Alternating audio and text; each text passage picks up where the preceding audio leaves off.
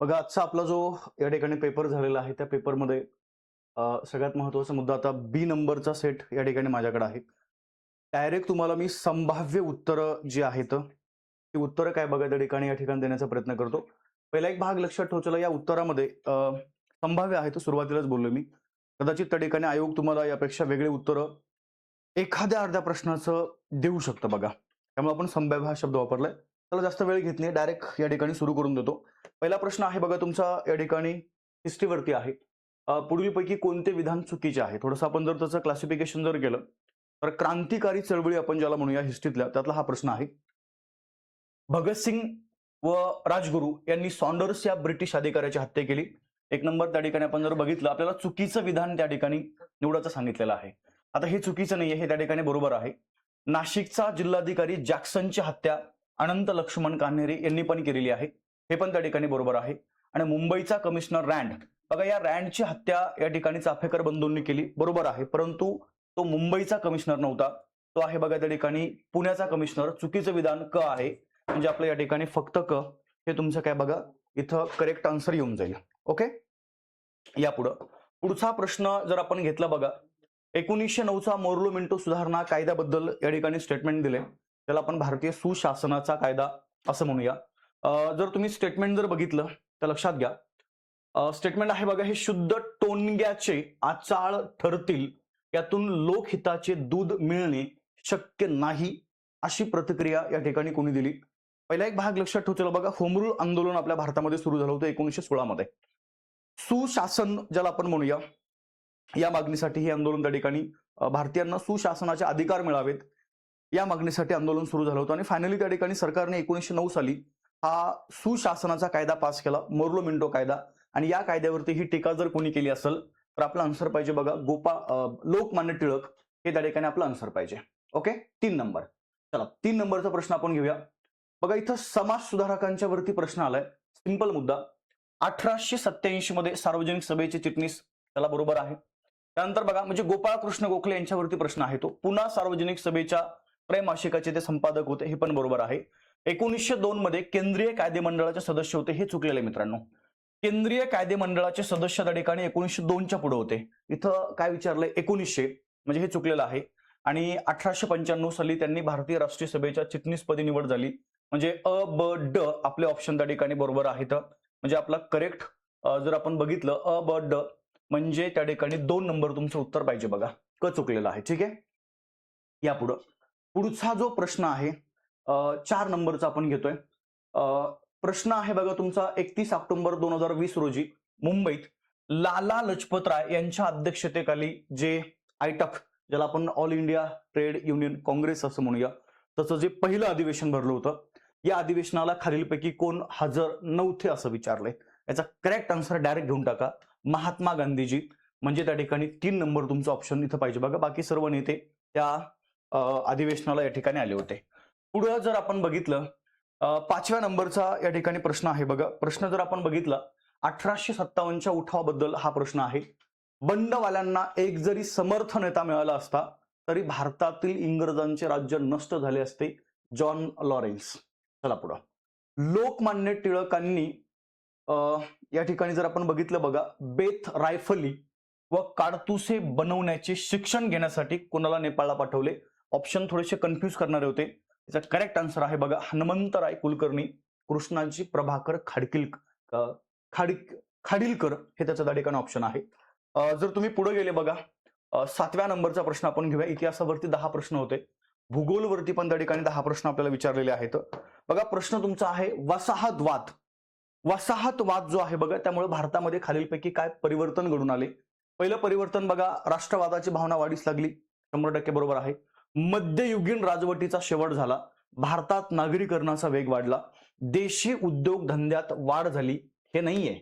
वसाहतवाद या ठिकाणी ज्यावेळेस आपल्या भारतामध्ये सुरू झाली वसाहतवादाला, उलट देशी उद्योगधंद्याची राज झाला बघा. म्हणजे ते उद्योगधंदे या ठिकाणी भारतामधनं पूर्णपणे संपुष्टात आले. म्हणजे हे तुमचं ऑप्शन चुकीचं आहे. अ ब क म्हणजे 3 नंबर आपलं ऑप्शन या ठिकाणी बरोबर आहे. ओके, या पुढच्या प्रश्नाकडे 8व्या नंबरचा जर आपण प्रश्न जर बघितला तर प्रश्न आहे बघा तुमचा, येथील लोक केवळ शिक्षण घेऊन स्वस्थ बसणार नाहीत, राज्यकारभारात वाटा देऊनही ते संतुष्ट होणार नाहीत, किंबहुना सर्वच राज्यकारभारावर आपला हक्क प्रस्थापित करतील. डायरेक्ट उत्तर घेऊन टाका, बाकी आपण विश्लेषण नंतर करूया. आता आपल्याला फक्त या ठिकाणी संभाव्य आन्सर सांगून देतो. याचं उत्तर आहे बघा या ठिकाणी mount Stuart Elphinstone court of directors या ठिकाणी आहे बघा. म्हणजे हे आपल्या प्रश्नाचं उत्तर आहे. 9 नंबरचा प्रश्न आपण पुढे कंटिन्यू करतोय. प्रश्न आहे खालील माहितीवरून समाज सुधारक ओळखा असा प्रश्न विचारलाय. तुम्हाला आता सांगतो, इथंच तुमचं उत्तर क्लिअर होत आहे. दिग्दर्शन नावाचे मासिक त्यांनी सुरू केलं, म्हणजे बाळशास्त्री जांभेकर हे आपलं उत्तर आहे. बाकी आपण प्रश्न वाचलेलाच आहे. मी डायरेक्ट तुम्हाला उत्तर सांगतोय. ओके, स्पष्टीकरण मी सविस्तर घेईल तुम्हाला. आत्ता फक्त संभाव्य उत्तर लक्षात घ्या, कारण की मला माहिती आहे आज या ठिकाणी स्पष्टीकरण ऐकण्याची आपली मानसिकता नसते. आपल्याला फक्त संभाव्य उत्तर पाहिजे असतात. 1916 मध्ये महर्षी धोंडो केशव कर्वे यांनी महिला विद्यापीठ जे स्थापन केलं बघा, त्याच्या पाठीमागे उद्देश तुम्हाला विचारलाय. पहिला करेक्ट आन्सर आहे स्त्रियांना उच्च शिक्षण, स्त्रियांना गायन कलेचं शिक्षण देणं हे बिलकुल नव्हतं, आणि स्त्रियांना स्वावलंबी बनवणं हे तर 100% आहे. म्हणजे ब तुमचं या ठिकाणी कट करूया. अ आणि क हे आपल्या प्रश्नाचे काय बघा या ठिकाणी उत्तर आहेत. पुढे जर आपण आलो बघा, या ठिकाणी भूगोल सुरू झालाय. म्हणजे इतिहासावरती करेक्टली 10 प्रश्न होते, पण एक वाक्य बोलतो पण आपल्याला इतिहासामध्ये यावेळेस एक प्रश्न जर वगळला, एक प्रश्न तो वसाहतवादाचा, तो जर प्रश्न थोडासा मी स्किप केला, डायरेक्ट उत्तरच माहित पाहिजे होते. काय बोललो मी? डायरेक्ट त्या ठिकाणी ते उत्तर माहित आपल्याला जर असतील तरच आपण या प्रश्नाचे उत्तर देऊ शकत होतो, अदरवाईज नाही. ओके, भूगोलमध्ये 2 प्रश्न थोडेसे या ठिकाणी कॅन्सल होण्याची शक्यता आहे. बरोबर आहे. पुढे बोलतो मी तुम्हाला कोणते प्रश्न आहेत ते. 11व्या नंबरचा प्रश्न, खालीलपैकी कोणती जोडी शहरी एकत्रीकरण या संकल्पनेत येते? शहरी एकत्रीकरण या संकल्पनेत येते विचारले.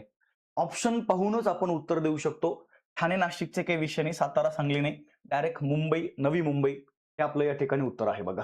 ओके, शहरी एकत्रीकरण म्हणजे 2 शहर एकत्र करून आपण त्यांचा या ठिकाणी विकास करू शकतो, मुंबई नवी मुंबई. त्यानंतर बघा 12व्या नंबरचा प्रश्न आहे, उत्तर महाराष्ट्रातील 150 मेगावॅटचा सौर ऊर्जा प्रकल्प कोणता? एकच आहे उत्तर महाराष्ट्रामध्ये, म्हणजे सगळ्यात मोठा आपण ज्याला म्हणूया तो आहे बघा धुळे जिल्ह्यामधला या ठिकाणी ब्रह्मनाळ नावाचा जो सौर ऊर्जा प्रकल्प आहे. म्हणजे आपला करेक्ट आन्सर. डायरेक्ट तुम्हाला सांगतो मी, हिस्ट्री आणि जिओग्राफीमध्ये उत्तरच माहित पाहिजे होते यावेळेस आपल्याला, ज्याला आपण त्या ठिकाणी एलिमिनेशन सिस्टम म्हणतोया, ती इथं जास्त आता यावेळेस काम करणार नाहीये. 13व्या नंबरचा प्रश्न आहे बघा, सियाचीन लडाख मधील कोणती हिम नदी शोक नदीमध्ये वाहते? एक सिंपल छोटीशी नदी आहे बघा, रिमो नावाची नदी. तर हे आपलं या ठिकाणी करेक्ट आन्सर आहे. हा प्रश्न थोडासा या ठिकाणी कॅन्सल होण्याची शक्यता आहे. आता कसं ते पण सांगतो तुम्हाला मी. महाराष्ट्र प्लस भारत लोकसंख्या मिक्स प्रश्न विचारलाय. 2001 ते 11 या दशकात महाराष्ट्रात लोकसंख्या वाढीचा दर 15.99% होता. हे तुमचं उत्तर बरोबर आहे. 2011च्या जनगणनेनुसार महाराष्ट्र राज्यातील या लोकसंख्येपैकी ओके या ठिकाणी मुस्लिम लोकसंख्येचे प्रमाण 10.6% दिले. हे 10.6% नाहीये, हे आहे तुमचं 11.54%. काय बोललो मी? 11.54% म्हणजे समथिंग त्या ठिकाणी 12% ओके, आता इथं हे आपल्याला कट करायचं, म्हणजे याला चुकीचं कन्सिडर करायचंय. 2011च्या जनगणनेनुसार केरळ राज्यात सर्वाधिक कृषी घनता आहे, हे बरोबर आहे. आणि 2011ची जनगणनेनुसार 0 ते 6 वयोगटातील बाल लिंग गुणोत्तरात अव्वल डायरेक्ट 10 राज्य विचारलेत. सुरुवातीचे 1-2 जरी माहित असेल तर क्लिअर होतंय. अरुणाचल प्रदेश, जम्मू काश्मीर हे पण त्या ठिकाणी बरोबर आहे. म्हणजे आपल्याला अ क ड हे बरोबर पाहिजे बघा. आता इथं ब ऑप्शन मध्ये बरोबर सांगितलं, हे चुकलेलं. इथं पण त्या ठिकाणी ब बरोबर दिले, हे पण चुकलेलं. इथं पण त्या ठिकाणी ब बरोबर आहे, हे पण चुकलेलं. आणि याच्यात ब ऑप्शनच नाहीये. समजलं? यात ब ऑप्शनच नाहीये, म्हणजे हा प्रश्न थोडासा या ठिकाणी मी संदिग्ध स्वरूपात टाकून देतोय, कारण की प्रश्न कॅन्सल होण्याची शक्यता आहे. ओके, या पुढे त्याच्या पुढे जर तुम्ही गेले बघा, तर या ठिकाणी पुढचा जो आपला प्रश्न आहे, पुढचा प्रश्न तुम्हाला विचारलाय, एक सेकंद. यस, एकदम सिंपल प्रश्न होता. कोकणा संदर्भातलं जे भूरूप आहेत बघा, त्या भूरूपावरतीच तुम्हाला डायरेक्ट प्रश्न विचारलाय. कोकण किनारपट्टीचा जो भाग या ठिकाणी अरबी समुद्राच्या आपण ज्याला म्हणूया समुद्राच्या किनाऱ्यालगत सखल आहे, त्या सखल भागाला काय म्हणायचं बघा? खलाटी. ओके, चला डायरेक्ट संकल्पना क्लिअर असेल तर आपण प्रश्न त्याचा या ठिकाणी सोडू शकत होतो. 16 नंबरचा हा प्रश्न आहे. कृषी संदर्भात प्रश्न तुम्हाला विचारलाय. डॉक्टर बाळासाहेब सावंत कोकण कृषी विद्यापीठ जे आहे बघा, यांनी संशोधित केलेले आंब्याचे जे वाण आहेत त्यावरती हा प्रश्न आपल्याला विचारलाय. डायरेक्ट तुम्हाला हे 4 वाण आणि ते कोणत्या वर्षी विकसित केले ते लक्षात घ्या. बघा, जर तुम्ही रत्ना नावाचं वाण जर बघितलं 1981 मध्ये आहे. सिंधू आहे बघा 92 साली. त्यानंतर कोकण रुची 1999 आणि कोकण सम्राट 2014, म्हणजे ऑप्शन क्रमांक 4 हे आपलं याच्यामध्ये उत्तर असणं अपेक्षित आहे. पुढे जर आपण आलो बघा, हा एक प्रश्न कॅन्सल होण्याची शक्यता आहे. शक्यता म्हणजे डेफिनेट होऊ शकतो. बघा, तुम्हाला काय सांगितलं, खालीलपैकी कोणती जोड्या अयोग्य असं विचारले बघा. अयोग्य प्रशासकीय विभाग, जिल्हा आणि तलाव किंवा जलाशय. आता जर तुम्ही छत्रपती संभाजीनगरचा जर विचार केला तर धाराशिव हा जिल्हा संभाजीनगरमध्ये येतो. परंतु पुढे तलाव तुम्हाला विचारला बघा. तावरजा तलाव हा त्या ठिकाणी धाराशिवमध्ये नाहीये. इकडे लातूर वगैरे त्या भागामध्ये आहे, म्हणजे ते पण ऑप्शन त्या ठिकाणी चुकलेला आहे बघा. नागपूर प्रशासकीय विभाग, भंडारा हा जो जिल्हा आहे तो नागपूर विभागामध्ये येतो, परंतु उमरझरी तलाव हा त्या जिल्ह्यामध्ये नाहीये, तो गोंदियामध्ये आहे, म्हणजे हे पण तुमचं ऑप्शन त्या ठिकाणी चुकलेलं आहे. अमरावती, वाशिम हा जिल्हा अमरावतीमध्ये आहे, पण चिखली हा तलाव अमरावतीमध्ये नाहीये. चिखली हा तलाव वाशिम मध्ये पण नाही, कोल्हापूरमध्ये आहे, हे पण तुमचं ऑप्शन चुकलेलं आहे. आणि कोकण सिंधुदुर्ग त्याच्यामध्ये येतो, पण शिवडाव हा जो तलाव आहे तो सिंधुदुर्गमध्ये नाहीये. हा तलावच या ठिकाणी मला वाटतं ठाणे वगैरे त्या जिल्ह्यामध्ये आहेत. म्हणजे ऑप्शन मध्ये आपलं या ठिकाणी तुम्हाला जर बघितलं तर सगळे ऑप्शन कुठं नाहीच आहे. म्हणजे तुम्हाला काय निवडायचंय बघा, अयोग्य निवडायचंय. तसं जर आपण विचार केला तर हे जवळपास सगळे त्या ठिकाणी चुकीचेच आहेत. वरीलपैकी सर्व असं पाहिजे होतं किंवा अ ब क ड असं पाहिजे होतं. त्यामुळे हा पण प्रश्न डायरेक्ट मी संदिग्ध मध्ये टाकून देतोय. शक्यता आहे कॅन्सल होऊ शकतो. ओके, चला या पुढे तुम्हाला काय केलं बघा, त्या ठिकाणी जी मेन रिव्हर आहे आणि त्या रिव्हरच्या ज्या काही छोट्या मोठ्या त्या ठिकाणी ट्रिब्युटरीज आहेत त्याच्यावरती प्रश्न विचारलाय. तापी नदीची एक उपनदी आहे बघा घरणी नावाची. पूर्णा नदीची उपनदी आहे बघा नळगंगा. सिंदफणाची उपनदी बिंदुसर बीड शहर काठावरती आहे. आणि मांजराची उपनदी बोरी. म्हणजे आता आपण डायरेक्ट 1 ला 4 म्हणूया. इथं 4 आहेत, पूर्णा 3, इथं 3 आहे, सिंदफणा 1 आणि मांजरा 2, म्हणजे 1 नंबरचा आपला ऑप्शन त्या ठिकाणी बरोबर पाहिजे.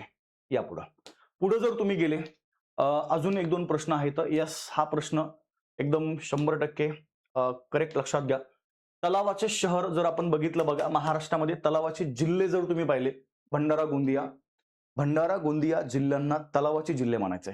पण तलावाचं शहर आहे बघा ठाणे. इथंच उत्तर निघते, बाकी द्या सोडून. दारुगोळा शस्त्रनिर्मिती कारखाना आहे अंबरनाथमध्ये. तालुका धातूच्या वस्तू व त्यावरील नक्षीकामासाठी प्रसिद्ध आहे आणि मुशी जातीचे गवत तिथं आहे, म्हणजे करेक्ट आन्सर ठाणे. ओके, चला. आणि त्या ठिकाणी भूगोल मधला एक शेवटचा प्रश्न घेतोय मी. शेवटचा प्रश्न बघा, महाराष्ट्रामधल्या ज्या तुमच्या नॅचरल बॉर्डर आहेत, नैसर्गिक सीमा, या संदर्भातला प्रश्न आहे बघा. जर आपण ईशान्य भागामध्ये विचारले बघा, ईशान्य सातमाळा अजिंठा रांग त्या ठिकाणी महाराष्ट्राच्या उत्तर भागामध्ये आहे. गाळणा डोंगर धुळे जिल्ह्यामध्ये, म्हणजे वायव्य भागामध्ये. आकर्णी तो पण धुळेमध्येच आहे बघा, हा पण त्या ठिकाणी वायव्यमध्ये. आणि तुम्हाला या ठिकाणी काय विचारलंय, दरेकसा गोंदिया वगैरे आहे, म्हणजे त्या ठिकाणी ईशान्य भागामध्ये. काय बोललो बघा, ईशान्य, म्हणजे पहिला भाग लक्षात ठेवला, ड आहे याच्यामध्ये कुठं. Yes, correct. तर आपलं उत्तर काय पाहिजे बघा, त्या ठिकाणी ड हे तुमचं उत्तर आहे. त्याच्यानंतर जर आपण बघितलं 20 झाले आय थिंक. चला, हा 20 प्रश्न आपले या ठिकाणी होते बघा. सरळ सरळ सांगण्याचा मुद्दा हा आहे, भारताच्या भूगोलवरती 1 ते 2 प्रश्न आहेत. एकच आपण म्हणजे क्लिअरली जर तुम्ही बघितलं तर एक प्रश्न आहे. मॅक्झिमम फोकस महाराष्ट्रावरतीच आहे, ते पण सांगतो. आणि इतिहासा संदर्भात जर बोलायचं झालं, डायरेक्ट उत्तरच माहित पाहिजे होते, अंदाज पंचे बिलकुल चालणार नाही. ओके, चला तर थांबूया. अपेक्षा करतो चांगला पेपर त्या ठिकाणी गेला असेल आणि लगेच तुमचं पुढे